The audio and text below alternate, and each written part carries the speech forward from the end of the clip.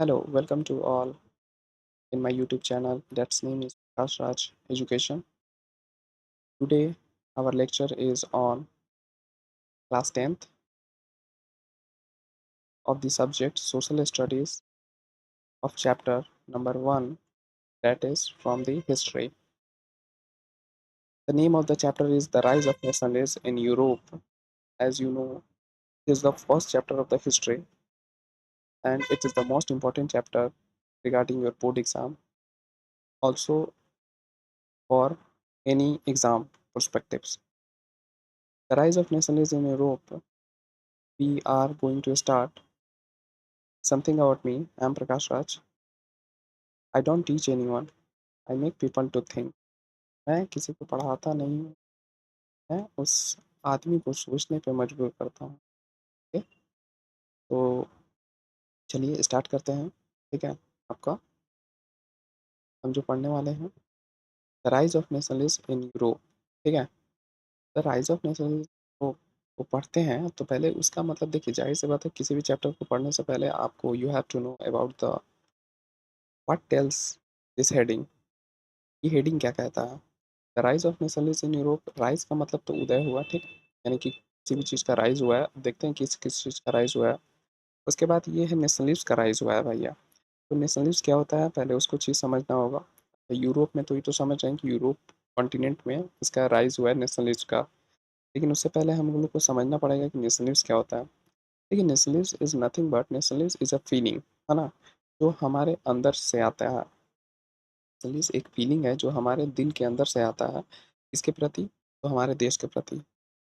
इसको ऐसे समझिए कि जब कभी भी जब नेशनल एंथम होता है या कोई सॉन्ग बजता है जैसे ऐ मेरे वतन के लोगों ज़रा आँख भर लो पानी, तो उस टाइम आपके अंदर से एक सेंटिमेंटल, इमोशनल टाइप फीलिंग आती है। तो वो जो फीलिंग है वही है नेशनलिज्म।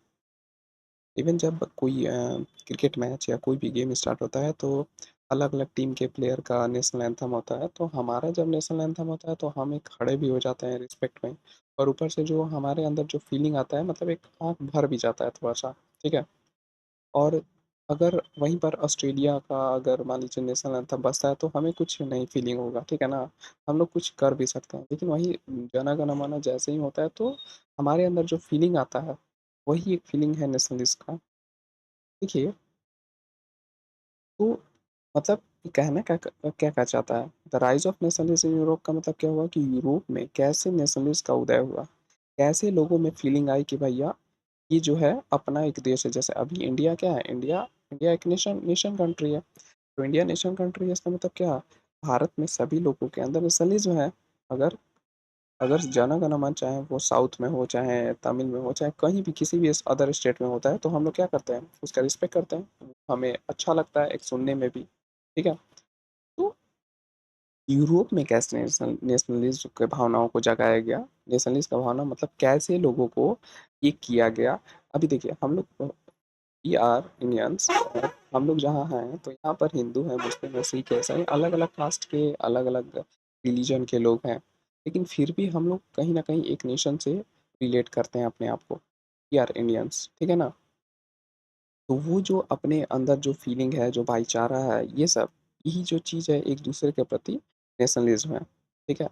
तो देखते हैं नेशनलिस्ट कैसे यूरोप में कैसे जगा, यानी कि यूरोप के लोग कैसे एक दूसरे को अपना मतलब मतलब भाईचारा की तरह नज़र से देखने लगे, या अपने पूरे जो पूरा जहाँ-जहाँ देश होगा, जैसे फ्रांस होगा तो फ्रांस को कैसे वो एक नेशन कंट्री की तरह देखने लगे, या जर्मनी को कैसे देखें, इटली को कैसे देखें। यहाँ बात वही उसी के बारे में होने वाली है, ठीक है? तो चलिए स्टार्ट करते हैं।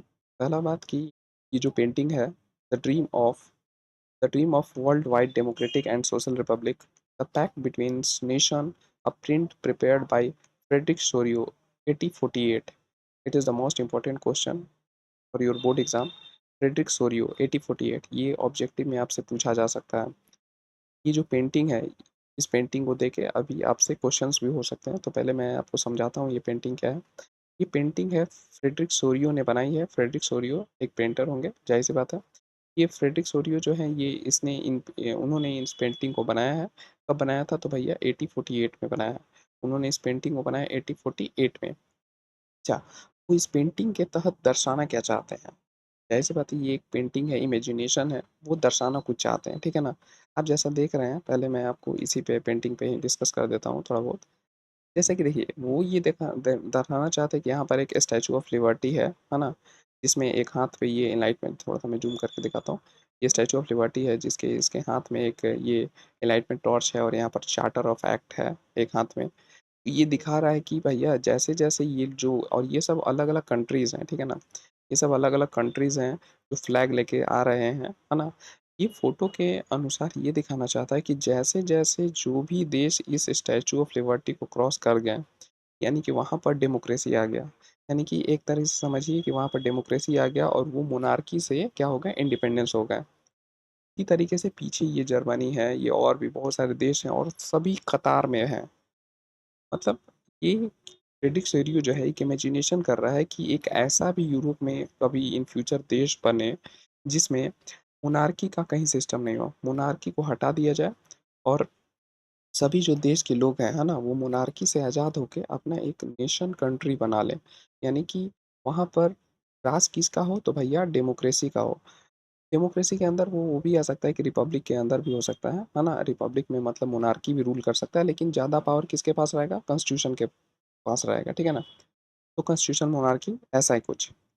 ये जो इतनी सारी जो ये लाइनें जा रही हैं, इसमें यही चीज़ वो दिखाना चाहते हैं, सभी जो देश हैं, वो आगे बढ़ रहे हैं किस किस लिए बढ़ रहे हैं? ये जो है अपने देश को इंडिपेंडेंस दिलाने के लिए आगे बढ़ रहे हैं। अब आपको ये नहीं लगना चाहिए कि ये यहाँ से यहाँ बढ़ गया, तो ये यहाँ से जैसे ही क्रॉस हुए स्टैच्यू को तो वो इंडिपेंडेंस हो गया, यानी कि नेशन स्टेट बन गया। नहीं, ऐसा नहीं है। ये पेंटिंग में ये दिखा रहे हैं कि वो जैसे-जैसे पीछे वो अभी मतलब वहाँ पर जैसे-जैसे क्रॉस करेगा, उसको जो है नेशन स्टेट मतलब बनेगा, ठीक? अच्छा, यहाँ पर उसके बाद देखिए कि नीचे जो है नीचे, जो बहुत सारे आप देख सकते हैं कि यहाँ पर क्राउन्स, ताज वगैरह जो राजा के मुकुट वगैरह को फेंका गया है।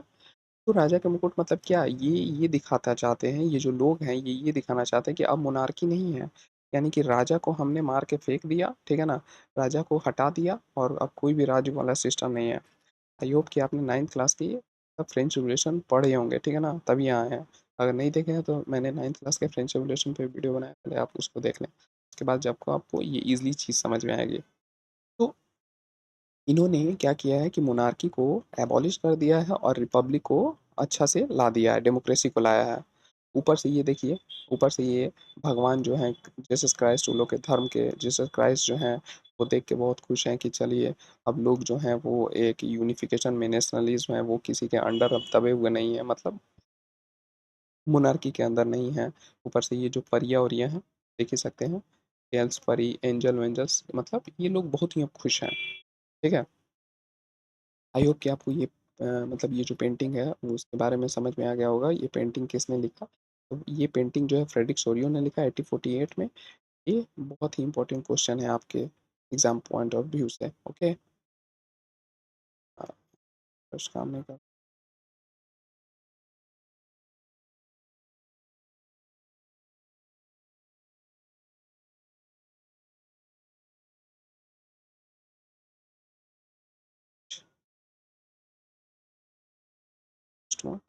Yes, okay. तो स्टार्ट करते हैं। In 1848, Frederick Sorio, a French artist, prepared a series of four paintings visualizing his dream of a world made up of a democratic and social republic, as he called them. 1848 में Frederick Sorio जो scientist था, French artist था ये, इसने 4 painting बनाए, जिसमें से एक पेंटिंग यहाँ पर फिगर 1 ये पेंटिंग को दिखाया जा रहा है, ठीक है? अ,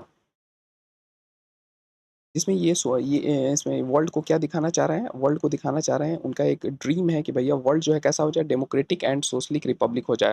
यानी कि लोग जो हैं वो डेमोक्रेसी वहाँ पर शासन में आ जाए या जिस किसी भी देश में रह रहे हैं और वो सोशल रिपब्लिक हो जाए। यानी कि वहाँ पर जो रिपब्लिक का मतलब होता है कि हेड ऑफ़ द स्टेट भी जो हो, यानी कि जैसे मोनार्की भी हो तो मोनार्की भी हमारे कंट्रोल में हो, नहीं तो हम ही किसी को इलेक्ट करके बनाएँगे। जैसे इंडिया एक रिपब्लिक कंट्री है, यहाँ पर क्या होता है कि यहाँ पर मोनार्की सिस्टम नहीं है। यहाँ पर क्या है कि आपके जो प्रेसिडेंट हैं वो इलेक्ट होते हैं तब बनते हैं और वो 5 साल के बाद हट जाते हैं।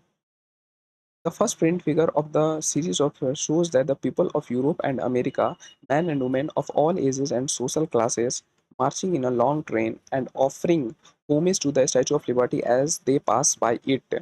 जो फर्स्ट फिगर है ये दिखा रहा है कि यूरोप और अमेरिका के जो लोग हैं वो औरत या आदमी सभी एज के हर क्लास के वो मार्च कर रहे हैं एक लंबे से ट्रेन की तरह से दिख रहे हैं है ना। और ये होमेज होमेज मतलब क्या वो अपने को आज़ादी दिला रहे हैं मोनार्की सिस्टम से जैसे वो इसको क्रॉस कर रहे हैं वो इस फोटो में दिखा रहा है कि आज़ादी मिल गया उसको ठीक है ना इसको इस तरीके से बनाया गया। अच्छा एज यू वुड रिकॉल जैसा कि आपको याद होगा कि artist of the time of French revolution personified liberty as female figure here you can recognize the torch of enlightenment she bears in one hand the charter of the rights of the man's in the on the other। आपको याद होगा कि French revolution में personification जो होता था यानी कि लिबर्टी को फीमेल फिगर से दिखाया जाता था नाइन्थ क्लास के फिगर में याद कीजिए अलग अलग तरह के जिसे ब्रोकन चेन को दिखाया गया था ये सब को दिखाया गया था। यहाँ भी आपको देख रहे हैं कि यहाँ पर भी जो एक लेडीज है वो एनलाइटमेंट एक हाथ में टॉर्च ली है और एक हाथ में ये चार्टर ऑफ बहुत सारा चार्टर ली है जिसमें बहुत सारे मेंस के राइट अधिकार लिखे हुए हैं ठीक है ना। अच्छा वहीं दूसरी तरफ on the earth in the foreground of the image lie the shattered remains of the symbols of absolute institution। और वहीं पर जो आप ये ज़मीन देख रहे हैं जहाँ पर वो जो है राजा के उस सब के मतलब जो मुकुट है या जो भी उनके शाही शाही फरमान उमर जो भी उस सब को चूर करके यहाँ फेंका गया है ठीक है। Okay in Sorios utopian vision, the people of the world are grouped as distinct nations identified through their flags and national costume। ये तो जो फ्रेडरिक सोडियो का जो यूटोपिया विज़न है मतलब इनका ये देखिए ऐसा कुछ एग्ज़िस्ट नहीं कर रहा है। उनका ये मन का मतलब सोच है कि काश ऐसा होता कि सभी देश जो है वो मोनार्की से एबॉलिश हो जाते हैं और वहाँ पर रिपब्लिक आ जाता है किसी भी तरीके से। ये वही कह रहा है कि यहाँ पर ये सबके साथ सिर्फ एक झंडा है और उनका वही लोग का ड्रेस है जिसमें कोई भी सब कास्ट और सब एक में मिल के और ये यूनाइटेड नेशन की तरह मतलब एक नेशन स्टेट की तरह ये आगे बढ़ रहे हैं। उसके बाद क्या होता है कि हाँ ये रहा हाँ leading the procession way the past of statue of liberty are United State and Switzerland which by the bite already nation state. इस फिगर में आपको क्या देखा है कि यूनाइटेड स्टेट और स्विट्जरलैंड ये रहा यूनाइटेड स्टेट अमेरिका ये देखिए पीछे का जो ड्राइंग है यहाँ पर और ये है स्विट्जरलैंड। तो उस टाइम तक जब तक इन्होंने फ्रेडरिक सोरियो ने 1848 में जब ये ड्राइंग बनाया है तो उस टाइम तक यूनाइटेड स्टेट अमेरिका और ये स्विट्जरलैंड जो कि है वो नेशन स्टेट बन चुका था है ना। वो क्या वो मतलब वो पास कर गया और वो एक ऑलरेडी नेशन स्टेट बन गया था। अभी ये सब देश जैसे ये सब जो हैं वो सब बनने ही वाले हैं यानी कि जैसे जैसे ये मतलब अब एकदम पहुँचेंगे यानी कि पहुँचेंगे नहीं मतलब वो वहाँ पर टाइम के हिसाब से कि वो लोग को अब थोड़ी ही दिनों में यानी कि 1848 अभी हो रहा है कुछ साल के बाद ही वो भी क्या हो जाएंगे आज़ादी में पा जाएंगे मिल जाएंगे उनको भी। France, identified by the revolutionary tricolor, has just reached the statue। France जो है वो अभी जस्ट एकदम जैसे देखिए ये फ्रांस का झंडा है तो फ्रांस जो है जस्ट एकदम स्टैचू इस टाइम वहाँ पहुँचा ही पहुँचा है। अभी हम लोग स्टोरी में भी देखेंगे कि 1848 के बाद भी फ्रांस जो है एकदम फुली तरीके से वो भी रिपब्लिक हो जाता है ठीक है ना। वही फ्रेडरिक सोडियो इस पेंटिंग के थ्रू दिखाना चाहते हैं कि फ्रांस जो है एकदम जस्ट अभी पहुंच रहा है यानी कि क्या 1848 के टाइम वो भी लगभग 1848 में ही क्या हो जाएगा वो रिपब्लिक हो जाएगा ठीक है ना वो एक नेशन स्टेट बन जाएगा। उसके बाद she is followed by the peoples of Germany breaking the blacks reds and gold flag. और ये जो है उसके बाद जो पीछे जो है ये देखिए जर्मनी के हैं ब्लैक और गोल्ड फ्लैग जो पहने हुए हैं सॉरी ब्लैक और गोल्ड फ्लैग यहाँ पर ये जो पहने ये सब जर्मनी के लोग हैं ठीक है ना। अच्छा उसके बाद मतलब वो जर्मनी है उसके पीछे जर्मनी भी इंडिपेंडेंट होगा। Interestingly, at the time when Sorio created this image, the German people did not yet exist as a united nation। आपको जान के हैरानी होगी कि जर्मन जो जब ये फ्रेडरिक सोरियो ने इस पेंटिंग को बनाया है तो उस टाइम कोई ऐसा जर्मन पीपल्स या मतलब उस टाइम जर्मनी जैसा कोई कंट्री था ही नहीं ठीक है ना। ठीक है ये बाद में बनेगा इस चैप्टर में आपको वही पढ़ना है कि जर्मन कैसे बना जर्मनी कैसे बना इटली कैसे बना। The flag they carry in the expression of liberals' hope in 1848 to unify the numerous German speaking principalities into a nation state under a democratic constitution.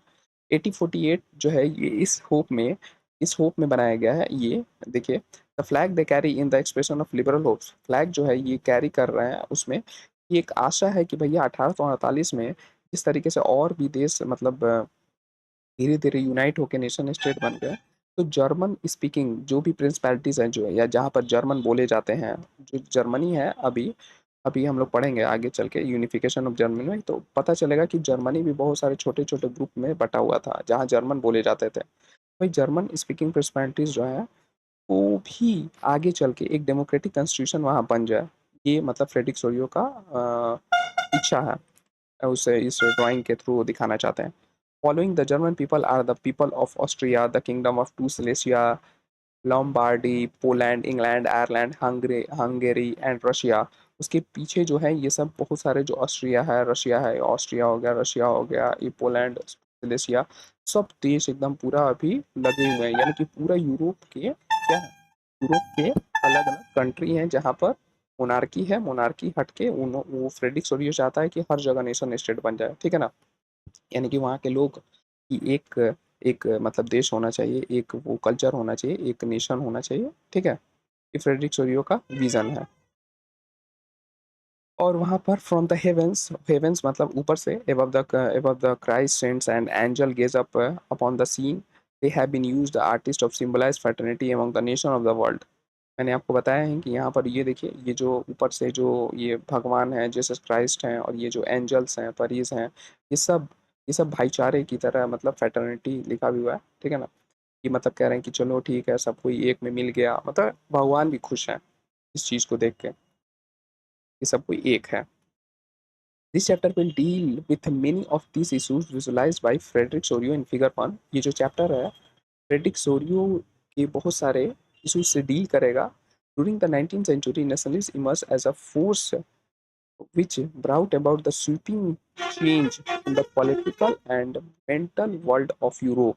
देखिए 19th सेंचुरी के समय 19th century का मतलब क्या होता है पहले आप समझ लीजिए 19th सेंचुरी जब भी बोला जाए जो भी यहाँ बोला जाए ठीक है 19th सेंचुरी तो उससे एक 100 साल पीछे आना है यानी कि 1800 से 1900 के बीच का बात होगा तो 1800 से 1900 के बीच में क्या होगा कि नेशनलिस्ट जो है वो एक वो एक बहुत ही बड़ा बदलाव चेंज लाएगा पॉलिटिकल और मेंटल वर्ल्ड के यूरोप में मतलब पॉलिटिकल तो होगा ही मतलब कि बाउंड्री भी बहुत सारे देश का या तो बड़ा हो जाएगा या तो छोटा हो जाएगा है ना और यूरोप का नक्शा ही बदल जाएगा एक तरह से कहिए तो the end result of this changes was the emergence of the nation state और अंततः इनका जो रिजल्ट आएगा ये जो नेशन स्टेट के बदले भैया हर जगह नेशन स्टेट इमर्ज हो जाएंगे multinational dynasties empires of Europe यहाँ पर छोटे छोटे राजा महाराजा के जो मतलब इलाके होते थे उस सब राजा महाराजा के इलाका मिलके कोई एक वो नेशन स्टेट बन जाएगा यानी कि अब सब वहाँ एक ही तरह का जनगण मतलब एक ही नेशन एंथम एक ही करेंसी ये सब होंगे जहाँ अलग अलग हर राजा रूल कर रहा है the concept and practices of a modern state in which centralized power exercise sovereign control over a clearly defined territory had been developing over a long period of time in Europe. जो concept है practices of modern state मतलब अब जो नया state अब बनने वाला है मतलब नेशन स्टेट के बाद जिसमें एक सेंट्रलाइज पावर होगा यानी कि कोई भी हो चाहे वो मोनार्की हो सकता है लेकिन मोनार्की भी होगा तो वो कॉन्स्टिट्यूशन मोनार्की होगा मोनार्की हो सकता है सोवरन मतलब फ्री होगा कंट्रोल होगा उस पर कोई दूसरा का अब पहले क्या था कि भैया राजा है तो राजा का मनमानी चलता था लोग जो है पार्लियामेंट में कुछ नहीं कर पाते थे क्योंकि सारा पावर राजा के पास होता था लेकिन अब ऐसा नहीं होगा नेशन स्टेट में ये होता है कि सभी पावर को बांट दिया जाता है जैसे इंडिया एक है over a clearly defined territory एक उनका जाहिर सी बात है जहाँ तक टेरिटरी होगा वहीं तक कंट्रोल जैसे हम ही लोग हैं हम लोग का इंडिया है तो इंडिया ही तक हम लोग अपना जो भी मोदी है वो पावर लगा सकते हैं और कहीं नहीं had been developing over a long period of time in Europe जो कि बहुत लंबे समय से इसको यूरोप में चल रहा था उसको बदला जाएगा but a nation state was one in which the majority of its citizen and not only its ruler came to develop a sense of common identity and share history और डिसेंट लेकिन एक नेशन स्टेट जो है वो उसमें क्या होता है कि मेजॉरिटी ऑफ इट्स सिटीजन जिसके जो बहुत ज़्यादा जो मतलब उस देश में जितने ज़्यादा जो लोग हैं and not only its ruler ना तो सिर्फ उसके रूलर ही उनके अंदर जितने भी सिटीजन है और रूलर, सबके अंदर एक ही कॉमन आइडेंटिटी होना चाहिए। सबको यही कहना चाहिए, जैसे अभी बात है, जैसे मान लीजिए अगर हम लोग बिहार में हैं, तो अगर आप मान लीजिए कभी चल जाते हैं मान लीजिए तमिलनाडु में, तो वो क्या कहेगा कि हम तमिलनाडु के हैं, तमिलनाडु के कहेगा, लेकिन फिर उसके बाद वो भी कहेगा कि हम इंडियन हैं, आप भी एक इंडियन है। हम गांधी जी को जानते हैं तो वो भी गांधी जी को जानता होगा। वही, वो भी शेयर हिस्ट्री, हमारा जो हिस्ट्री है वही हिस्ट्री उसके लिए भी काम है। उसके डिसेंट भी वही हैं, पूर्वज वही हैं। वो भी कहीं न कहीं अंग्रेज के मतलब अंग्रेज के जो भी योगदान था, जिसमें हमारे जितने भी फ्रीडम फाइटर हैं, उन लोगों ने जो-जो किया, उसको वो भी जानता होगा। तो यही जो कॉमन आइडेंटिटी है ना? एंड कॉमन हिस्ट्री है डिसेंट की, यही चीज़ जो है, इसी को नेशन स्टेट बोलते हैं, जिसमें वो भी उस चीज़ को एक्सेप्ट करता है, हम भी करते हैं। This commonness did not exist from time immemorial. It was forged through struggles, through the actions of leaders and the common people. ये जो है, ये ऐसा नहीं है कि समय के साथ मतलब आएगा, ये जो है अभी जो नेशन स्टेट जो है कॉमननेस आएगा, ये बहुत स्ट्रगल करना पड़ा लोगों को, है ना? स्ट्रगल करना पड़ा। हालाँकि ये लीडर्स जो हैं, लीडर्स का भी एक स्ट्रगल हुआ, कॉमन पीपल्स का स्ट्रगल हुआ। ये जो चैप्टर है, this chapter will look at the diverse process through which nation state and nationalists came into the beginning of the 19th century. ये जो चैप्टर होगा, अलग अलग प्रोसेस से कि कैसे नेशन स्टेट आया और कैसे नेशनलिज्म आया 19th सेंचुरी में यूरोप में। ठीक है, ये कुछ वर्ड हैं जैसे प्लेबिसाइड। प्लेबिसाइड का मतलब होता है a direct vote by which all the people of a region और asked to accept or reject a proposal. Plebiscite क्या होता है कि कहीं डायरेक्ट वोटिंग होता है, जहाँ लोगों से पूछा जाता है डायरेक्ट कि भाई आपको ये चीज़ पसंद है कि नहीं पसंद है। अगर उन्होंने बोल दिया हाँ पसंद है तो ठीक, यानी कि एक वोट गिना गया। अगर नहीं पसंद है तो नहीं गिनाया। ठीक है, हम लोग आगे की वीडियो को नेक्स्ट वीडियो में यहाँ से स्टार्ट करेंगे। ठीक है, वीडियो बहुत लंबी हो जाएगी, छोटी छोटी वीडियो बनाऊंगा। ठीक है, चलिए, थैंक थैंक यू।